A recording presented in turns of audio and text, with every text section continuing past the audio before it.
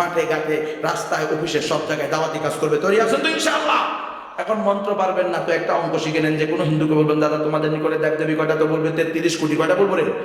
বলে দাদা এতগুলো, আমগো খোদা একটা, তাই তো আমরা পেরেশানি দিয়ে থাকি, কোন কথায় কোন কোন বক্তব্যে মাদের ইমান চলে যায়, আল্লাহ অসন্তুষ্ট হয়ে যায়, থাকি কি থাকি না।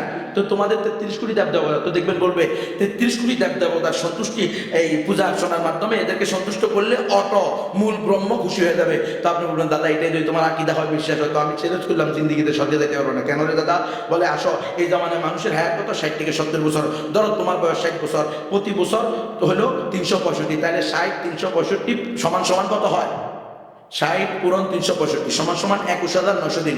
তুমি যদি তোমার জন্ম থেকে মৃত্যু পর্যন্ত, দোলনা থেকে কবর পর্যন্ত, জীবনের শুরু থেকে শেষ পর্যন্ত কোনো শিশুকাল নাই, বিবাহ শাদী নাই, বউ নিয়ে হসপিটালে দৌড়ানো নাই, ছেলে মেয়ে নিয়ে হসপিটাল নাই, বাপ মার সাথে কোনো সময় নাই, ভাই বোনের অধিকার তো নাই, সব বাদ দিয়া যদি আলাতল প্রতিদিন একটা করে নতুন নতুন দেবদেবীর পূজা করো, যেই দেবদেবীর পূজা জীবনে একবার করবা, দ্বিতীয়বার আর এটার পূজা করতে পারবে না। সরস্বতী পূজা প্রতি বছর চলবে না, জীবনে একবার। দুর্গা পূজা প্রতি বছর চলবে না, জীবনে একবার।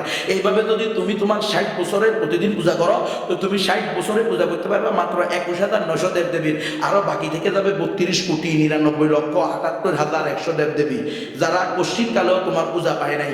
আর তোমার আকীদা বিশ্বাস অনুযায়ী তারা যারা পূজা পাইছে তারা সন্তুষ্ট হয়েছে।